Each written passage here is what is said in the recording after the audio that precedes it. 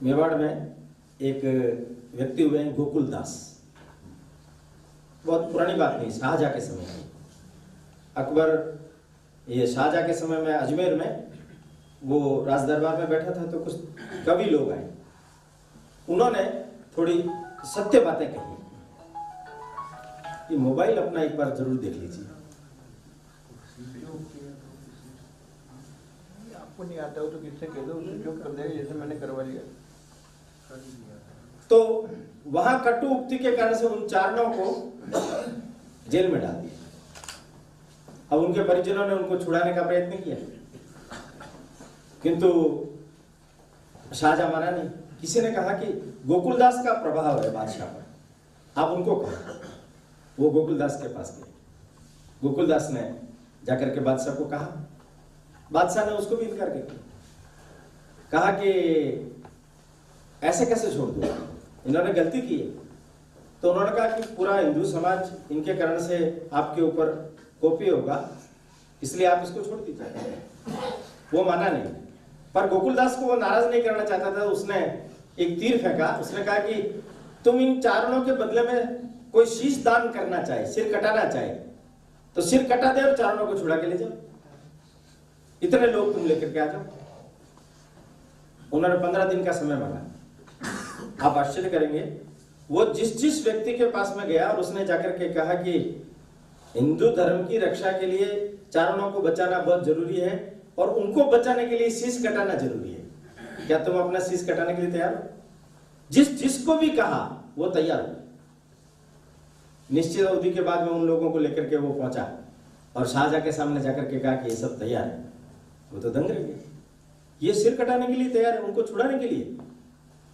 उन्होंने उनको गिना और गिन करके कहा कि गोकुलदास, चारण तो 21 है पर ये लोग तो 20 है। उसने हाथ जोड़ के कहा, हजूर पहला व्यक्ति मैं हूं, मैंने अपना सिर कटाने का पहले निश्चय किया, इसलिए ये 20 मेरे पीछे है। मातृभूमि के काम के लिए अपना शीश कटाना, ये इस मिट्टी के लिए बहुत सहज और सरल, ये इसके कण कण में समाया हुआ है। माने ऐसी वंश परंपरा है।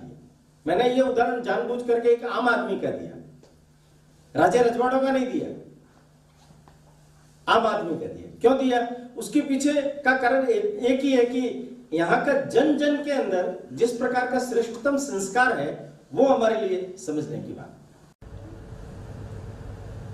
शिशोदा का नाम सुना है? नाथद्वारा के पास मेवाड़ के वंश को गहलोत वंश भी कहते हैं, गुहिल के कारण से गुहिलोत, किंतु शिशोदिया भी कहते हैं, शिशोदा के कारण से शिशोदा। ये तो शिशोदा का घराना है, अपने आप में बहुत अनुपम घराना है।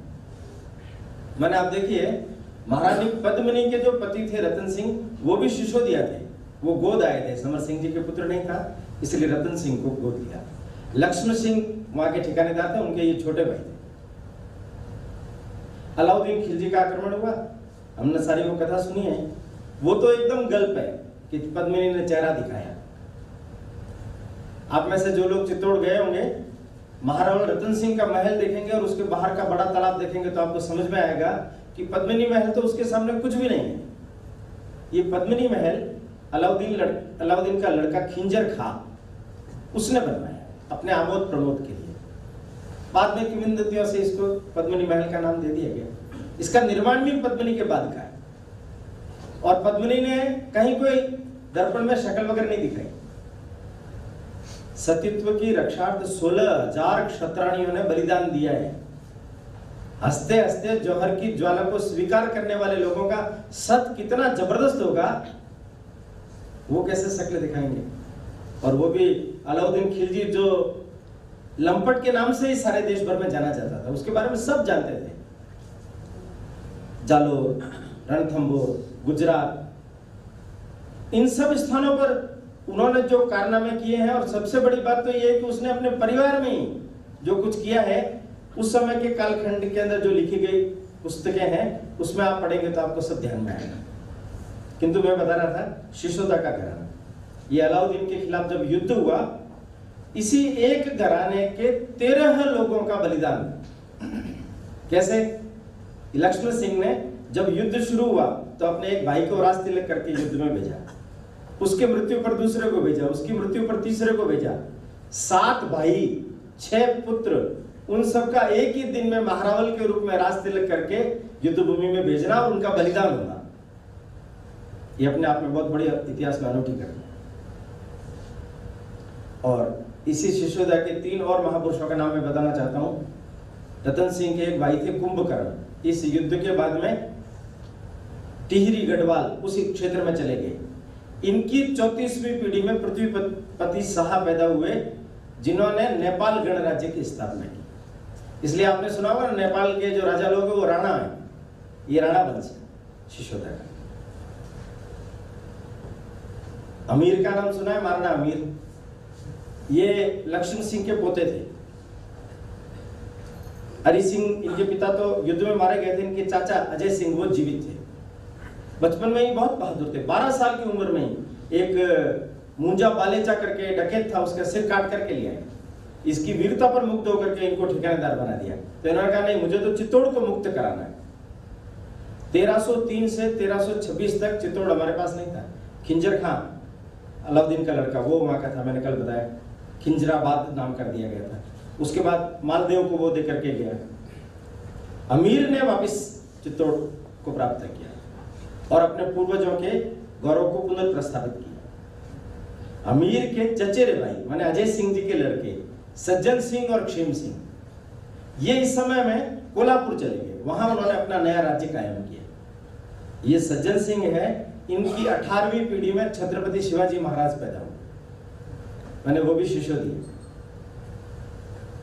एक ठिकाना, उस ठिकाने के इतने सारे लोग और उन लोगों का एक साथ वैशिष्ट्यपूर्ण कर्म, ये निस्संदेह हमारे अंदर गौरव पैदा करता है। कथा तो और अधिक लंबी है, किंतु पद्मिनी के इस सारे कालखंड का एक प्रसंग हमारे लिए बहुत ही संस्मरणीय है। महाराणा सांगा का नाम सुना है? सांगा के जीवन के अनेक पहलू हैं। युद्धों के लिए वो जाना जाते थे और उनके कालखंड के अंदर मेवाड़ का सबसे अधिक विस्तार हुआ है, सबसे अधिक। खानवा के युद्ध में देश भर से लोग लड़ने के लिए सांगा के पक्ष में आए हैं। पर सांगा के जीवन का एक बड़ा विशेष घटनाक्रम मैं आपको बताता हूं। सांगा 3 भाई थे। मावली के पास में भीमल गांव है, कहते हैं वहां एक चारनी रहती थी, उसको अपना भाग्य दिखाने के लिए आए थे तीनों। तो चारनी ने कहा सवेरे आना आप लोग। तो ये सवेरे पहुंचे तो एक सिंहासन लगा हुआ था, एक चटाई बिछी हुई थी। पृथ्वीराज बड़ा भाई और जयमल दोनों तो सिंहासन पर बैठ गए। सांगा चटाई पर बैठे, सांगा के कोने में उनके चाचा थे सूरजमल, वो कोने में बैठे। चारनी आई, देवी का मंदिर था, हाथ जोड़ के बैठी, आंखें खोली उसने। तो बड़े भाई पृथ्वीराज थोड़े उद्यत थे, तो उन्होंने कहा कि बता क्या है भविष्य। उन्होंने कहा ये जो तखत है ये काल का तखत है, तुम दोनों भाई इस पर बैठे हो, अति शीघ्र तुम दोनों का काल स्पर्श करेगा। ये है राज सिंहासन असली, इसको गद्दी मिलेगी। वो तो वहीं क्रोधित हो गए, उनका कि गद्दी भविष्य किसने देखा है। निकाली तलवार और मार दी उसको, सांगा को, यहां लगी, एक आंख चली गई। सूरजमल ने रोका, दूसरे घोड़ा दिया और घोड़े से उसको भगा दिया। ये भाग करके चला गया, वापस नहीं आया। रायमल इनके पिता, वो महाराणा थे उसके। ये भटकता रहा, अजमेर के पास श्रीनगर में करमचंद पवार के यहाँ रहा। वहां पहचान जब हो गई तो फिर वहां से चला गया ये आमेर। आमेर में बुआ दी गई थी, वो पहचाने नहीं इसलिए सैनिक का वेश बना लिया। एक दिन बारिश हुई, इसको महल के नीचे निगरानी का जिम्मा था। नाला बह रहा था जोर से पानी का। इसने कहा कि नाला इतना जोर से बह रहा है, आवाज आ रही है, मुझे भी थोड़ा सा अटपटा लग रहा है, तो राजा रानी को नींद नहीं आएगी, खलल पहुंचेगा। तो घोड़ों को चरने के लिए घास पड़ी थी, उस घास को लेकर के आए और घास बिछा दी, तो आवाज बंद हो गई। राजा ने कहा कि बारिश बंद हो गई क्या? दास दासियों ने पता किया नहीं, आ रही है, तो आवाज कैसे बंद हो गई? तो पता किया कि नीचे एक सैनिक है, उसने घास के गट्ठर नाले के नीचे रख दिए। उनका ये सैनिक नहीं हो सकता, सैनिक में इतनी बुद्धिमानी नहीं होती। कौन है ये? उसको बुलाया, बुलाते उसकी बुआ पहचान गई, तो मेरा भतीजा है सांगा। बात यह है कि अपने जीवन में कठिनाइयों के दिनों में भी उसके अंदर जो संस्कार थे वो किस रूप में जागृत हुए। माने ये जो लोग बड़े बड़े उच्च पदों पर रह करके उन्होंने बड़े बड़े कीर्तिमान कायम किए हैं, किंतु वास्तव में इनके जीवन में बहुत ढंग से हम दृष्टिपात करेंगे तो हमें ध्यान में आएगा कैसे छोटे छोटे अद्भुत संस्कार उन्होंने अपने जीवन के अंदर समाहित किए हुए।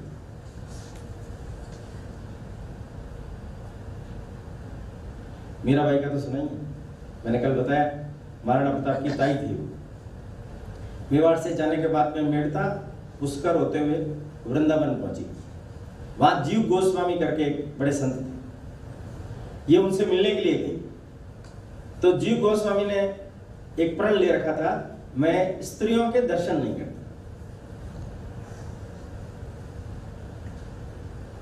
तो बाद में मीरा जब गई तो उनको भी यही जवाब दिया गया कि स्त्रियों के दर्शन नहीं करते। तो मीरा ने कहा कि मेरा एक संदेश उन तक पहुंचाइए कि मैंने तो सुना था मेवाड़ में, वृंदावन में केवल पुरुष तो कृष्ण ही है, शेष तो सब गोपियां हैं। ये दूसरा पुरुष कौन आ गया? जब ये समाचार उनको पहुंचे, वो अंदर से दौड़ते हुए आए और आकर के उनके चरण स्पर्श किए, अंदर लेकर के गए। तो मीरा ने तो एक बहुत सटीक बात कही कि स्त्री मां है। आप देखिए, ये हमारे भारतीय जीवन दर्शन की कितनी बड़ी विशेषता है। हिंदू जीवन दर्शन हमें क्या सिखाता है? स्त्री के प्रति देखने का दृष्टिकोण केवल एक ही है कि मां। छोटी बच्ची भी है तो मां है वो, बड़ी भी है तो मां है। अब जब मां की तरह आप स्त्री को देखेंगे तो वो भोग की वस्तु नहीं हो सकती। ये भोग की वस्तु मानने के कारण से आज स्त्री समस्या खड़ी हो गई। आज ये जो विविध प्रकार के स्त्री को लेकर के विषय चल रहे हैं, इन सब के पीछे का मूल दृष्टिकोण हमने बदल दिया, उसके कारण से ये सब चीजें खड़ी हो रही। केवल एक छोटी सी बात, वो भोग्या नहीं है, वो मां है। उन्होंने तुरंत झुक गए, उनको दृष्टि देकर के द्वारिका गई। महाराणा उदय सिंह ने उनको बुलाने का वापस प्रयास किया, प्रतिनिधिमंडल भेजा। तो ये भगवान के सामने जाके कहती है कि अब तू कब तक परीक्षा लेता रहेगा, मुझे अपने में विलीन कर। तो भगवान के मुंह से मीराबाई प्रवेश करके, पुजारी ने देखा, वो दौड़ करके गया, पीछे से पकड़ा तो पल्लू। आज भी रणछोड़ राय के मंदिर में भगवान के मुंह पर वो पल्लू लटका हुआ है, जो मीराबाई की अमर कथा कह रहा है। मेवाड़ की इन सारी घटनाओं पर जब अपन दृष्टिपात करते हैं तो मेरे को तो बहुत बार ऐसा लगता है कि ये घटनाएं ऐसी है कि एक के बाद एक अगर हम बोलते सुनते जाए तो सुनते ही जाए। कभी आप लोगों ने ख्याल किया, ये जो बड़ी का तालाब हम बोलते हैं, वस्तुतः ये बड़ी का तालाब नहीं है, ये है जनादे सागर। जनादे महाराणा राज सिंह की मां का नाम था। उन्होंने अपनी मां के नाम पर इसको जनादे सागर, अकाल पड़ा था तब राजसमंद झील और इसका निर्माण कराया। अंबा माता मंदिर उन्होंने बनवाया, उनके पिताजी ने जगदीश मंदिर बनवाया, महालक्ष्मी जी का मंदिर भी उसी समय ही बनाया। ये जो महाराणा राज सिंह है, इन्होंने औरंगजेब जैसे क्रूर शासक को टक्कर दी है। श्रीनाथ जी का मंदिर और द्वारकाधीश का मंदिर जानते हैं? ये उस समय में जब उसने मंदिरों को तोड़ने का आदेश दे दिया था, तब गोसाई जी वहां से मूर्तियां लेकर के भागे थे। पूरे राजस्थान में किसी ने शरण नहीं दी थी, पूरे राजस्थान में किसी ने शरण नहीं दी। तब महाराणा मेवाड़ ने कहा, राज सिंह ने, मेरे 1 लाख सैनिकों के सिर कट जाने के बाद औरंगजेब मूर्तियों का हाथ लगा सके। और एक बड़ी विशेष बात बताता हूं आपको, महाराणा राज सिंह तो थोड़े से ऊंचे नीचे हो गए थे कि गुसाई जी को हाँ कहूं कि ना। उनकी मां ने, जनादे कंवर ने क्या कहा तुम राजपूत लोग भी बड़े विचित्र हो, भूमि के लिए तो गर्दन कटाने के लिए तैयार हो जाते हो और भूपति के लिए गर्दन कटाने के लिए तैयार नहीं, भगवान के लिए गर्दन कटाने के लिए तैयार नहीं। तब फिर उन्होंने कहा मेरे 1 लाख सैनिकों के सिर कटने के बाद औरंगजेब हाथ लगा पाएगा। औरंगजेब आया, देवबारी यहां डेरा डाला, अपनी सेना के 3 हिस्से किए, इन्होंने भी रणनीति पूरी बना दी, उदयपुर खाली कर दिया। आप जगदीश मंदिर में दर्शन करने के लिए जाएंगे ना, तो जगदीश मंदिर से गणगौर घाट की तरफ जब जो रास्ता जा रहा है तो पीछे से अन्य क्षेत्र वाला एक रास्ता बना है जहां साईं बाबा की अभी मूर्ति लगी हुई, उसके आगे एक छोटा सा पेड़ के नीचे शिवजी का मंदिर बना हुआ है। वो वस्तुतः शिवजी का मंदिर नहीं है, वो नरूजी बारट की समाधि है। कौन थे नरूजी बारट? ये जो बड़ी पोल है वहां खड़े रहते थे, नेक लेते थे, चारण थे। इसलिए जब महाराणा राज सिंह ने उदयपुर खाली करने का आदेश दिया तो ये भी खाली करके जाने लगे। तो इनका कोई मित्र आया हुआ था, उसने मजाक में बात कही कि नरू जी, नेक लेने के लिए तो बड़ी पोल, और जब संकट आ गया तो बिस्तर गोड़। नरू जी को बात चुप गई, रुक गए। 20 सैनिकों के साथ में जगदीश मंदिर की रक्षा के लिए रुके। जगदीश मंदिर के चौक में युद्ध हुआ और युद्ध करते करते अपना बलिदान दिया। वो थे नरू जी बारट। घटनाएं बहुत है, पर कुल मिलाकर के बात इतनी सी है कि ये जो वंश परंपरा चली मेवाड़ की, राजवंश परंपरा नहीं बोल रहा हूं, ये कुल परंपरा है, जीवन मूल्यों की थाती है या मूल्य निधि है। इसको हर व्यक्ति ने अपने जीवन में वर्ण किया, तो प्रताप को तो करना ही था। इसलिए प्रताप के जीवन को हम देखते हैं तो इन सब गुणों का समुच्चय उसके अंदर साक्षात देखने को मिलता है।